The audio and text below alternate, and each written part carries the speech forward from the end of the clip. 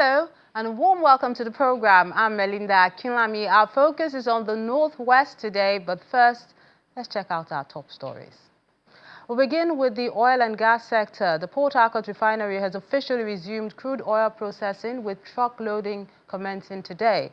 During a brief ceremony at the refinery in the River State capital today, the group CEO, Mr. Mela Kiari, described the commencement of the load-out activities as a monumental achievement for the country, which signifies a new era of energy independence and economic growth. Mr. Kiari also says the refinery has the capacity to feed 200,000 trucks of various products per day and revealed that the major challenge that plagued the timely revival of the complex was due to ensuring a complete overhaul of the machines, which are now brand new. A statement issued earlier today by the NNPCL Chief Corporate Communications Officer, Mr. Femi Shonaye, said that efforts are also on the way to bring the Warri refinery back online in the near future. 3 years ago, the federal government approved $1.5 billion to repair the plant, which is one of the country's biggest refineries, which was shut down in 2019. The Central Bank's Monetary Policy Committee, MPC, has raised its benchmark interest rate by 25 basis points to 27.50%. The CBN Governor, Mr. Olayemi Cardoso, made the announcement at the end of a two-day meeting in Abuja following a unanimous decision by all members. Mr. Cardoso also mentioned that the committee voted to retain the asymmetric corridor around the MPR, the liquidity ratio, and all other monetary policy parameters. According to him, the decision to raise the country's monetary policy rate is to tackle inflation, which rose to 33.88% in October. The latest hike marks the sixth time since February this year that the Apex Bank has raised the interest rate and the 13th time since it began the cycle in 2022.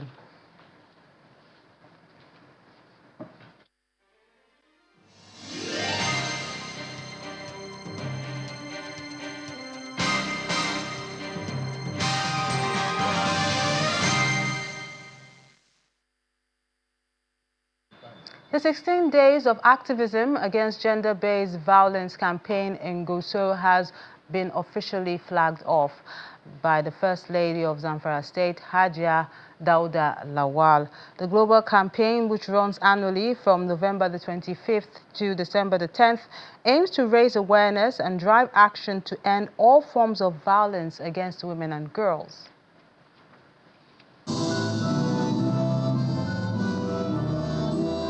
The 16 Days of Activism Against Gender-Based Violence is an international campaign aimed at raising awareness.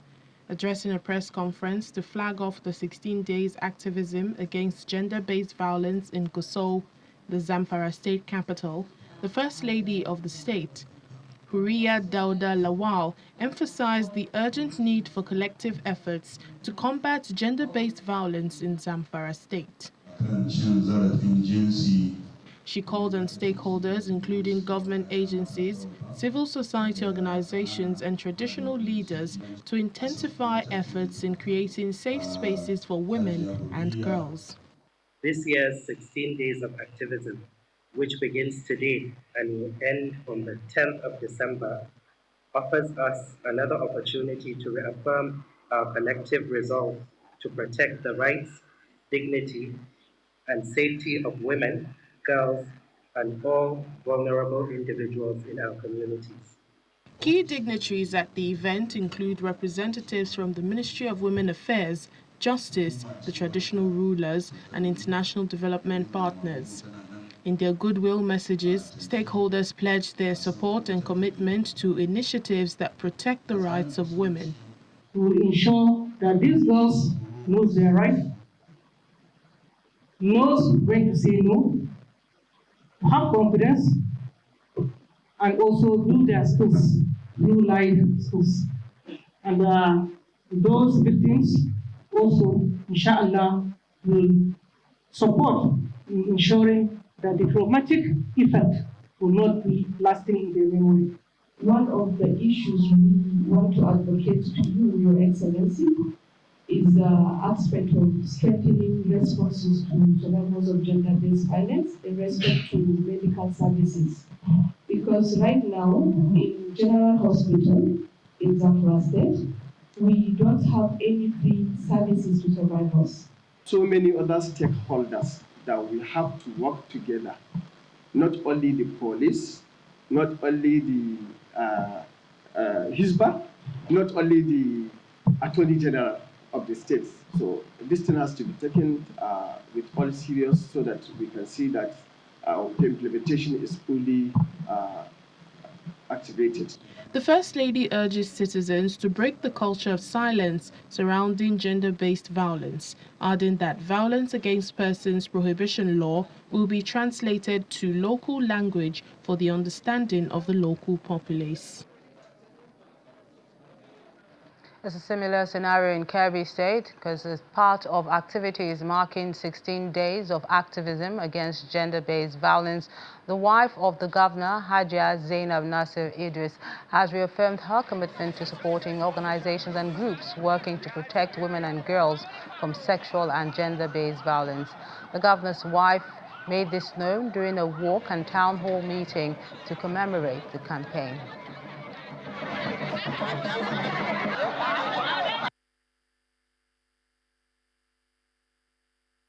Despite that call of commitment from every individual, family, organization, and leader, GBV knows no borders, no economic status, no religion, no tribe. The administration of Orangon pledges increase protection, let us engender this violence together. We will all work and solidarity to return safer cases.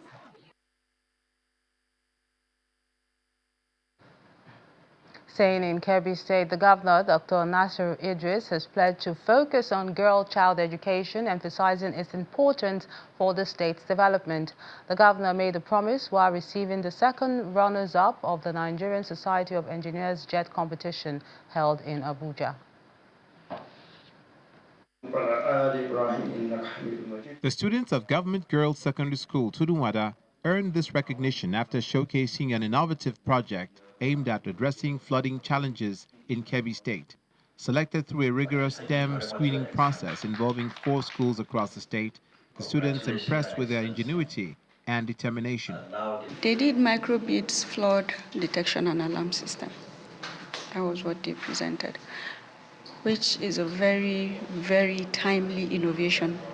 Considering this year the cases of floods that we had and the damages that were done to communities and individuals. So imagine if we had this in place, I mean, a lot of communities would have been forewarned, and then the lives and properties that were lost would have been either eliminated or reduced to the barest minimum. Governor Idris lauded their efforts, expressing pride in their bravery and accomplishments. He reaffirmed his commitment to enhancing the quality of education for all children in the state. Our daughters have made us proud. Our teachers, I can tell them, my colleagues when I was editing, they also made me and the government of Kebbi State proud. Because without you, these small girls who have not been able to be into this competition and at the same time reach the final and also get the 3rd position. I'm happy. In recognition of the dedication of a volunteer teacher who guided the students during the competition, the governor directed their immediate absorption to the state civil service. And for the students, they shared their excitement about the achievements and the opportunities it offers. We are so excited for the competition because we have come as the second runner of the competition and only the first position from the northern parts of Nigeria. The governor has presented the award won by the students and a check of 250,000 naira presented to Government Girls Secondary School, Tudunwada.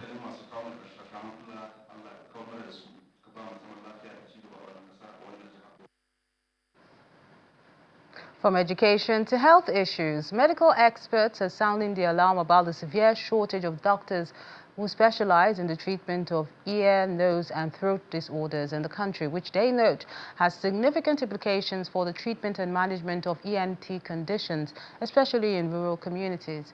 They gave the warning during the 32nd Annual Scientific Conference in Kaduna State. ENT disorders refer to medical conditions that affect the ears, nose and throat and related structures. These disorders can affect individuals of all ages and can significantly impact quality of life. Common disorders, according to medical experts, including hearing loss, ear infections, thyroid disorders and many others. According to medical experts, Nigeria has a shortage of ENT specialists with a ratio of 1 ENT specialist to 1.5 million people.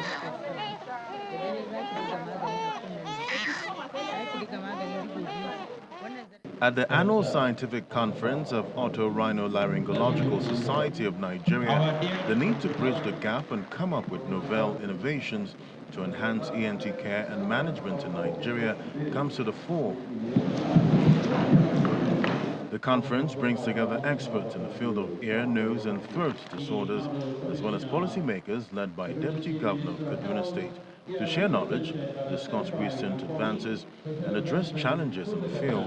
The theme for this year's conference, Advancing Oral Care in Nigeria, Innovations, Integration, and Impact, is aimed at stimulating wider discussions in the field of otorhinolaryngology. And our speakers and resource persons were carefully chosen, both locally and internationally, as we explore cutting-edge technologies, newer surgical techniques, and evidence-based practice. Today, we are assembled to address the present challenges facing ENT here in Nigeria. We shall share knowledge, experiences, and cutting-edge research to improve access, quality, and outcomes to our patients. The keynote address, titled Advancing ORL Care in Nigeria, Innovation, Integration and Impact, is presented by Professor Abubakar Salisu of Bayero University Teaching Hospital, Kano, who raises concerns on issue of insufficient medical experts and other factors as impacting negatively on ENT management in Nigeria. The number of ENT surgeons in training is inadequate, and we need to find a way of getting more trained so that we can extend our services beyond urban areas. We need to also address the brain drain issue and increase enrollment.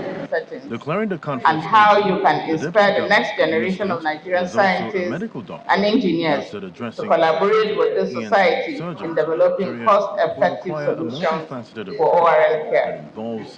As we navigate the complexities of modern medicine, including integration of technology, the impact of global health trends, and the imperative of patient-centered care, it is crucial that you remain steadfast in your pursuit of knowledge and innovation. The focus on innovation and cutting-edge technologies, particularly the exploration of optical and laser systems in ENT care, aligns perfectly with the need to leverage advanced medical solutions in healthcare delivery.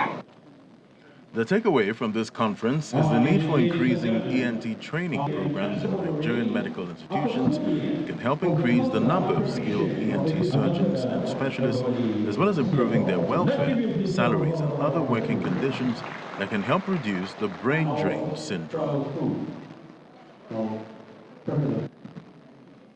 Welcome back. The Sokoto state government says it would continue to prioritize education and healthcare delivery while reaffirming a continual partnership with development partners and relevant stakeholders. Speaking during the 2025 pre-budget consultative town hall meeting, the governor said he will continue to operate people-oriented policies by allowing residents to participate in the budgetary process. He also assured them of his government's determination to continue to execute projects and programs that will address their pressing needs. UNICEF and other development partners made valuable contributions and suggestions on key development areas and also commended the governor in some areas. Our resolve to develop our all-inclusive budget for the year 2025 was born out of our desire to accommodate the views and aspirations of different segments of the society on how best to distribute wealth and to spread programs and projects across the states.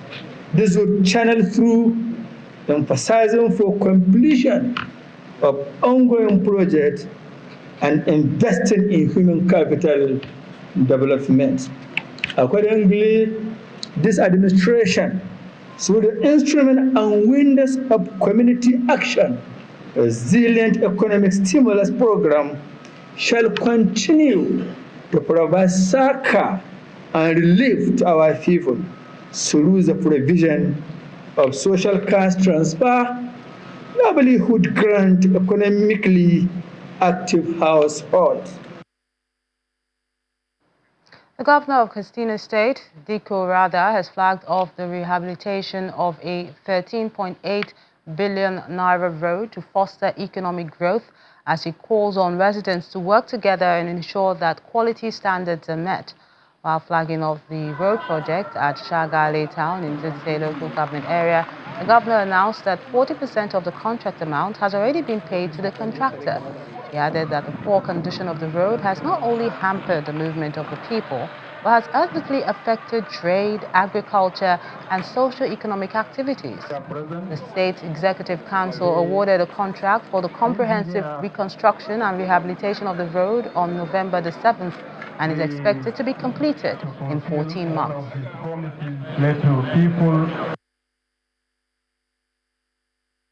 Are profoundly aware of the challenges faced by the residents, the travelers along this vital route. The poor condition of this road has not only hampered the movement of the people, but has also adversely affected the trade, agriculture, other socio-economic activities in our region. It has become imperative for us to take the decisive action to restore this lifeline in its former glory. The rehabilitation of this road is a key component of our Building a Future agenda to enhance infrastructure across the state. Good roads not only facilitate the transportation of goods and services, but also foster economic growth by attracting investment, creating jobs, and improving access to market. This administration has prioritized infrastructure development as a means of stimulating our local economy and improving the quality of life of all the residents. Meanwhile, the Kaduna State government has re-emphasized its commitment to curb the lingering insecurity and manage disaster issues by using the Geographic Information System GIS tools. The State Commissioner for Lands and Physical Planning, Honorable Faisal Keita, stated this on the sidelines of an event designed to celebrate the first Geographic Information System Day held in the state capital. He revealed that the state government had earlier established the first Geographic Information System agency in the state, which has been engaged in land registration and gathered critical data that will assist the government to make informed decisions. Next. We cannot celebrate GIS in terms of lands without acknowledging the effort of Roger Tomlinson in early 60s. He started gathering the information about the geography of an environment in order to establish the facts at which you be using the geospatial system to harness the advantages and the uses of your different resources that are beneath the land. Just to mention but a few examples, is in terms of how are you going to detailed mapping your land in order to know, okay, this part of your land is meant for agricultural purposes, this part of your land is meant that can support industrial hub, this part of your land is meant that can support your administrative hub and the likes. This is what GIS stand to explain when you are talking about land administration. Land administration in GIS is not just trying to just explain how it can settle land disputes, but it's beyond settling land disputes. You can use GIS in terms of land, just I have mentioned, in order to curb the problem of food insecurity and the likes as you move forward in agricultural activities. In a symbolic gesture to mark World Children's Day, the wife of the Zamfara State Governor, Haja Huraya Dauda Lawal, vacated her official seat to allow the Speaker of the Zamfara Children's Parliament, Hassana Umar, to preside over discussions on children's rights and welfare. The event held at the Government House showcased the state's commitment to amplifying the voices of children. The World Children's Day celebration reinforced the importance of creating platforms for children to participate in decisions affecting their lives. As part of activities to mark the significance of the day, the Zamfara State First Lady, Huriya Dauda Lawal, vacated a seat for the Speaker of the State Children Parliament to discuss issues relating to children's rights. I want gender equality and gender transformation for the children, which are as follows. Firstly, the disabled children should have their basic needs. Secondly, the equal opportunity on both girls and boys in the state. Health, education in terms of protection, and all other basic legal needs for the children. Lastly, the child participation around all sectors in education, girls' empowerment and skill acquisition for the children. The First Lady of Zamfara State, while expressing her admiration for the eloquence and confidence of the young speaker, reaffirmed her dedication to promoting the rights of children. What a truly commendable display of what you are learning in your school. It is truly commendable. And I would like to remind you all that keep on believing in yourself. The sky is only the beginning. You can achieve greater heights with dedication and perseverance. So I call on you to do that. Focus on your studies and don't forget to be kind and trustworthy. This beautiful daughter of yours is going to occupy your seat and act as the First Lady, as you, our beloved mother. The ceremony included the participation of government officials, civil society groups, and students from schools across the state.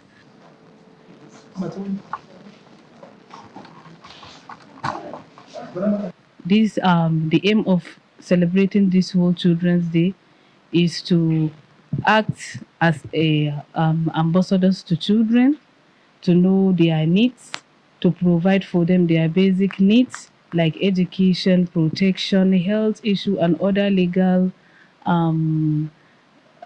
basic needs that children are supposed to have. The event concluded with a call to action from the First Lady for all stakeholders to collaborate in ensuring that every child in Zamfara enjoys their rights to education, health, and security. And talking about security, in Kaduna State, the police have arrested about 523 suspects for various offenses committed between October and November this year. The Commissioner of Police, Ibrahim Abdullahi, who made the disclosure at the command's headquarters, said the suspects were arrested for their alleged involvement in kidnapping, phone snatching, cattle rustling, armed robbery, amongst other crimes. According to him, who assumed office in October, the command prioritizes proactive policing, community engagement, and collaboration with other security agencies to ensure the safety of all residents in the state.